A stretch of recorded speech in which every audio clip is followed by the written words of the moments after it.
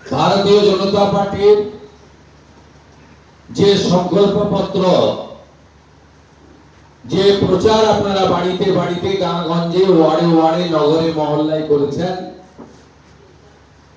অপরূপ পাহাড় থেকে অরণ্য সুন্দর তরাই ডুয়ার্স পর্যন্ত যে বার্তা আপনারা ভোটের সময় তুলে দিয়েছেন, এই অল্প সময়ের মধ্যে আমরা অনেকগুলি সিদ্ধান্ত নিয়েছি এবং আমি আপনাদেরকে ভরসা দিতে পারি এই সরকার মানুষের সরকার হবে, এই সরকার জনগণের সরকার হবে, এই সরকার রাষ্ট্রবাদীদের সরকার হবে, এই সরকার ভারতীয় সংস্কৃতি এবং আমাদের যে পরম্পরা সেই পরম্পরাকে রক্ষা করার সরকার হবে এবং এই সরকার ডক্টর শ্যামাপ্রসাদ মুখার্জি, স্বামী প্রণবানন্দ যে ভাবনা নিয়ে 1947-এর 22 জুন ভারত মুক্তি ঘটিয়েছিলেন পশ্চিমবঙ্গকে, সেই স্বপ্ন এই সরকার পূরণ করবে।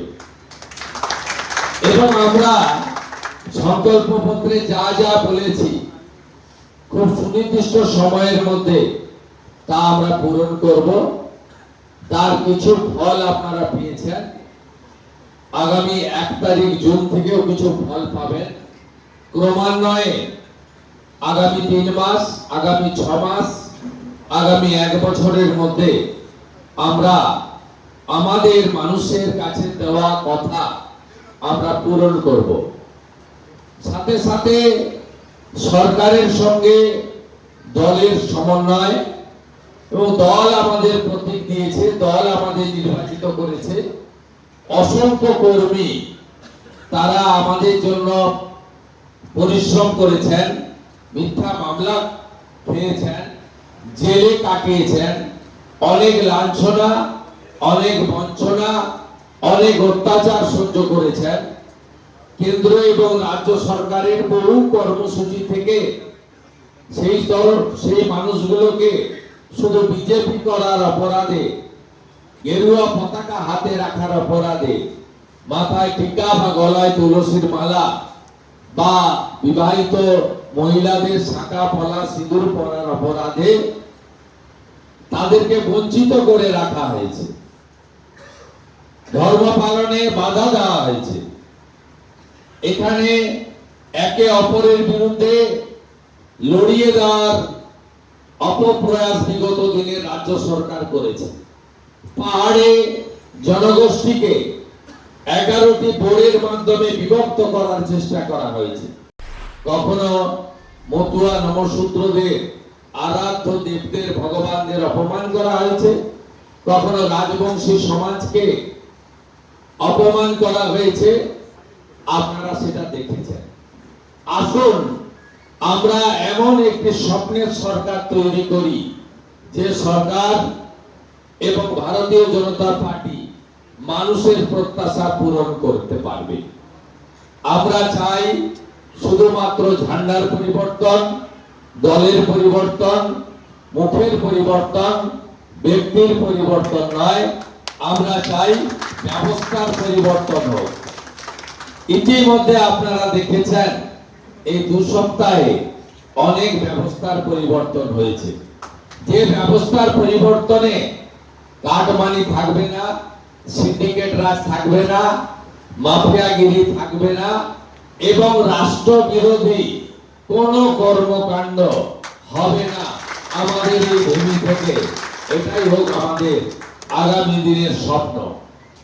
যে কাজ আমরা শুরু করেছি, স্বামী বিবেকানন্দের মহান মন্ত্র চরৈবতী চরৈবতী বলে আমরা যাতে লক্ষ্যে পৌঁছাতে পারি সেটা আমরা করব। আমি কথা দিচ্ছি প্রত্যেক মাসে উত্তরবঙ্গে আসব এবং আমি কথা দিচ্ছি সরকারি কাজ, উন্নয়নের কাজের পাশাপাশি সংগঠনের জন্য আমার পুরে কয়েক ঘন্টা সংগঠনের জন্য বরাদ্দ থাকবে। বাপু গোস্বামী মহোদয় রাজ্যের জিএস এবং উত্তরবঙ্গের ইনচার্জ, তিনি সংগঠনের কোন জেলায় কোথায় সংগঠনের কাছ থেকে পরামর্শ নিতে হবে, কথা বলতে হবে, সে ব্যবস্থা তিনি করবেন। প্রতি সপ্তাহে উত্তরবঙ্গ উন্নয়ন মন্ত্রী দলীয় কার্যালয়ে সময় দেবেন, আর উত্তরবঙ্গে উত্তর কন্যাতে অন্তত 2-3 ঘন্টা জনগণের সঙ্গে মিলিত হয়ে জনগণের কথা শুনবে। আপনারা মে এবং জুন মাসে যে যে প্রস্তাব রাজ্য সরকারকে দিতে চান সেই প্রস্তাব নথিভুক্ত করে রাখুন। আগামী জুলাই মাসে আমি যখন 2 দিনের বা 3 দিনের প্রবাসে আসব, তখন লিখিতভাবে ওই প্রস্তাবগুলো তুলে ধরবেন এবং সিএমও দপ্তরের আধিকারিকরা আমার সাথে থাকবে। আপনাদের কাছ থেকে সেই কাগজ আমি সংগ্রহ করে যেগুলো সরকারের করা উচিত বা করতে পারবে সেটা ডু ইট নাও ভিত্তিতে আমি আপনাদের কাজ করব। এবং আপনারাও বিভিন্ন মাননীয় জেলা সভাপতিদ্বয় আছেন, হোয়াটসঅ্যাপে যে কোনো মুখ্যমন্ত্রীর উদ্দেশ্যে সাজেশন পরামর্শ আপনারা তাদেরকে ফরওয়ার্ড করবেন, নিচে নাম্বারটা লিখে দেবেন, তারা আমাকে পাঠিয়ে দেবেন। আমি এইটা চালু করে দিয়ে গেলাম কাল থেকে। আপনারা যে কোনো সাজেশন অরুণ মন্ডল অথবা হিলের প্রেসিডেন্ট অথবা আমাদের জলপাইগুড়ির প্রেসিডেন্টকে পাঠাবেন, নিচে ডেজিগনেশন এবং ফোন নাম্বারটা দিয়ে দেবেন। আমার কাছে পৌঁছে তো যাবেই, আমার অফিস থেকে আপনি ফিডব্যাকও পাবেন। আপনি যদি কলকাতাতে আমার অ্যাপয়েন্টমেন্ট চান, এবার ভাই রেকর্ডিং বন্ধ করুন, এবারে রেকর্ডিং বন্ধ করুন। আপনি যদি কলকাতাতে আমারে জনগণের অংশগ্রহণ সাজেশন নিন, বিজেপির এবারে যে সংকল্প পত্র তাতে একেবারে ব্যবসায়ী সমিতি থেকে, ক্লাব প্রতিষ্ঠান থেকে, ধর্মীয় সংগঠন থেকে, শিক্ষক অধ্যাপক বুদ্ধিজীবী থেকে, বেকার যুবক যুবতী থেকে, আমাদের বয়স্ক মা বোন মা দিদি থেকে সবার সাজেশন নিয়ে আমরা কিন্তু এবারে সংকল্প পত্র করেছি। এবং আমাদের যে জাতিগত বৈচিত্র্য রয়েছে, পরম্পরা রয়েছে, পাহাড়ের গোর্খা, চা বাগানের আদিবাসী অথবা রাজবংশী অথবা নামশূদ্র অথবা বাংলায় থাকা হিন্দি ভাষী বাঙালি অথবা বাঙালি, আর ধর্ম পালন ধর্ম রক্ষা করার জন্য, প্রাণ বাঁচানোর জন্য যে হিন্দুরা বাংলাদেশ থেকে শরণার্থী হয়ে চলে এসেছেন, সকলের অংশগ্রহণের মধ্য দিয়ে, সকলের প্রস্তাবের মধ্য দিয়ে আমরা যেভাবে সংকল্প পত্র তৈরি করেছি, আগামী দিনেও মানুষকে যুক্ত করে আমরা যাতে সরকারও পরিচালনা করতে পারি, যাতে সংবিধান বাবা সাহেব আম্বেদকর তৈরি করে গেছিলেন, সেখানে প্রথম লাইনে লেখা আছে for the people, by the people, of the people.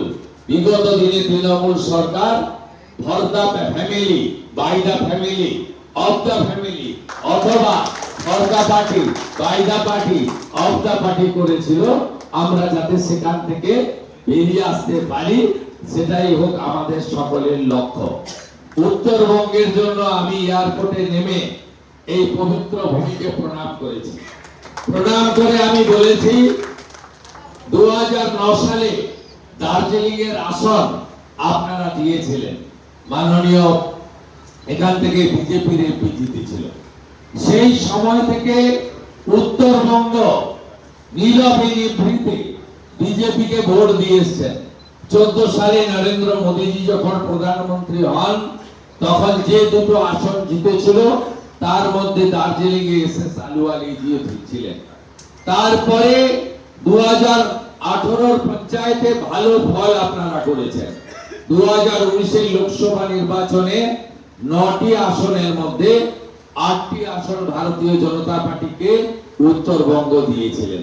তাই উত্তরবঙ্গ হলো বিজেপির ভদ্রা আসন। তাই এই সরকারের উন্নয়নমূলক কর্মকাণ্ডে উত্তরবঙ্গ অগ্রাধিকার পাবে, উত্তরবঙ্গ অগ্রাধিকার পাবে। আপনারা সুপরামর্শ এবং একটু সময় নবগঠিত বিজেপি সরকারকে দেবেন এই প্রার্থনা করব। এবং আমাদের পার্টি যারা কার্যকর্তা আছেন তারা